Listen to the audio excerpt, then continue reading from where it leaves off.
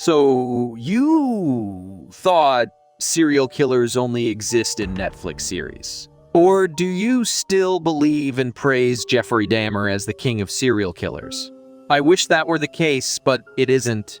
There are some more intriguing murder mysteries which never got solved, and the Zodiac killer is one of them. So where did he get his name, and what was the horror-stricken motive behind it? Today's video is a little bit of horrifying mystique based on real life that will give you goosebumps. From cold-blooded stabbings to sending letters in ciphers, it is no movie but a reality of a blood-obsessed person who managed to veil his identity till today. So without further delay, let's begin. Here we are talking about an unknown American serial killer with the nickname Zodiac, who became a sensation during the 1960s, primarily targeting people of Northern California. Not just got to get his scent messages printed in newspapers, but he also terrified the people who stepped foot outside of their homes. That is quite unusual to imagine a serial killer like him on the loose, targeting young couples and cab drivers alone. The dots didn't connect if he was on a chain killing for some revenge, but he did claim to kill because he likes killing. Also, one of his motives is to gather victims as enslaved people for the afterlife. This man was honestly thinking beyond any regular person could perceive. As the story proceeds, you will be startled by his cleverness and well-thought-out thinking. He covered all the rural, suburban, and urban areas to target the victims. Zodiac butchered 5 people in a time span of 1968 to 1969. Wait, he didn't stop. Instead, take a short break. Yeah, he must have gotten tired of killing. No. It is believed that Zodiac's total murder count went up to 37, including his role in several cold cases in Southern California. The very first petrifying murder victim were high school students who must have lived happily ever after as a high school sweetheart couple. But something unfortunate named Zodiac happened to them. It was reported that on their first date, Friday 20th December 1968, after parking their wagon on Lake Herman Road, they were both shot. Poor David Arthur and Betty Lou. I didn't see that coming. After this, his killings continued. Next, he targeted Michael Renault and Darlene Elizabeth in a Blue Rock Springs parking lot. Michael survived the attack, but Darlene couldn't. Unfortunate events kept increasing the terror in people. Another case was reported of Brian Calvin and Cecilia Ann. This incident occurred at Lake Berryessa, Napa Country. Brian survived the attack, but Cecilia soon died in a couple of days due to her severe injuries. And then it was Paul Lee's turn, who was shot and killed near Presidio Heights.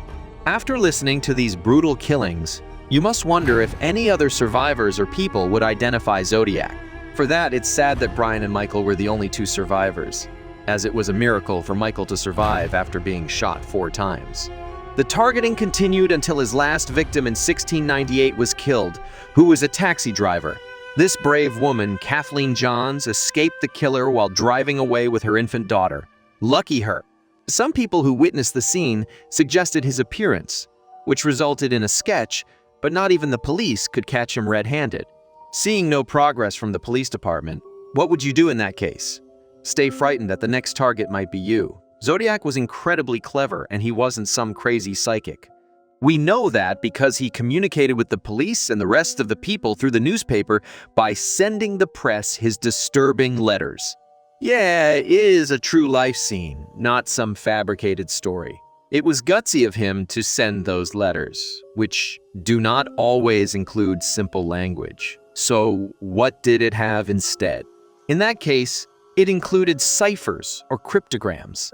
It's not easy to make and crack them. As 4 of them, the date remained unidentified as nobody could break them. This man must have some real brains. The serial killer even got international recognition. Was that what he wanted? In many of his letters, he used to taunt the police for being incapable of revealing his true identity.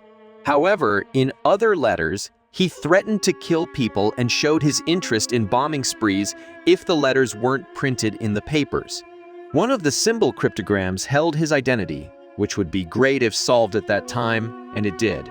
408, symbol cryptogram, which claimed to contain his name, was just a gimmick. When cracked, he said that he would never give away his identity because it would slow down the process of collecting enslaved people. How smart of him indeed. When there were circulations about him pretending to be a murderer and hiding behind the murders of other killers, he then sent his following letter to the Chronicle with a piece of evidence of his victim Pulstein's shirt containing a blood swatch. How crazy can this get now? He doesn't have to prove that he has lost his marbles because his threat of bombing a school bus was chilling. How can a person be so cold-blooded? Was he blind to see the innocence he was taking away? He surely was. He got software engineers, citizens, detective teams, and police investigators roaming like a puppet he controls. It is evident that he was proud of himself for what he was doing, making history and breaking records.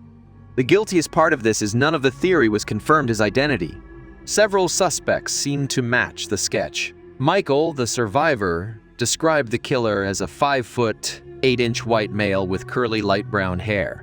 Some of the suspected people to be the killer was Arthur Leigh Allen, a former elementary school teacher with previous sex offender charges. On the other hand, police believe it was Gary Francis Posty, the U.S. Air Force veteran. What do you think? Was he one of these two people or not? Whatever the case is, what we acknowledge is that he disappeared without any trace. A group of investigators called Case Breakers claimed to solve this mystery when they pronounced Gary Francis as the killer. However, there is still some suspicion about untraced lines and unconnected dots to this day.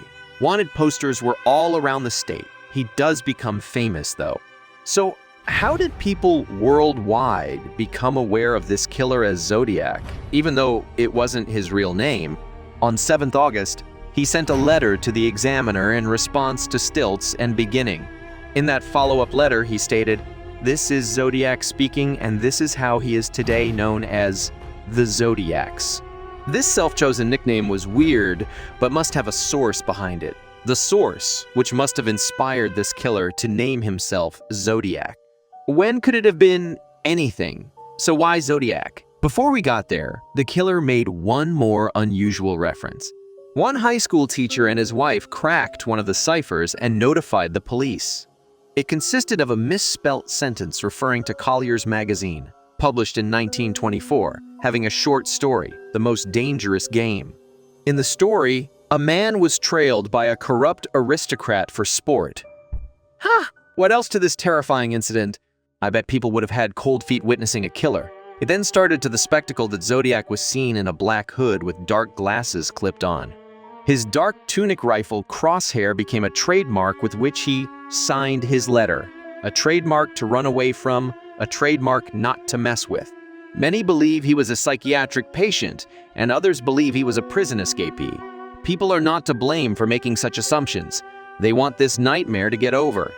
If we were there, we would also like nothing but this to be over. It was one of the most traumatic situations a person could ever experience. Don't you agree? This case was a never-ending riddle. In the 1970s, in one of his letters to the Chronicles, he made a small cross of withdrawn blood, making things more complicated and scary. The card also included several punched holes and pasted letters. Just like he seems to enjoy watching people go through misery after this same card message, he went into a silent mode for a few years, when people started to believe he was gone.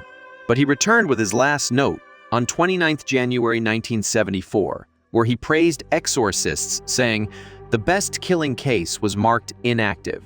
It was clear, as his name shows, that he believed in astrology. Well, it's not that shocking. Many other killers also used to believe in astrology and justify their killing as a sacrifice to worldly powers. But one more valid theory states that he named himself after purchasing a Zodiac wristwatch. Upon this watch, then, he began using the name and symbol. It looks like he became a fan of the Zodiac watch company. His obsession made him dedicate murders to that watch. Now that is pretty interesting. What are your thoughts on this murder mystery? Let us know in the comments section below. Also suggest what should be our next video on. I hope you had fun. Thank you for watching. Remember to check out our other videos. If you are new to this channel, subscribe and hit the bell icon to get updates on our latest videos.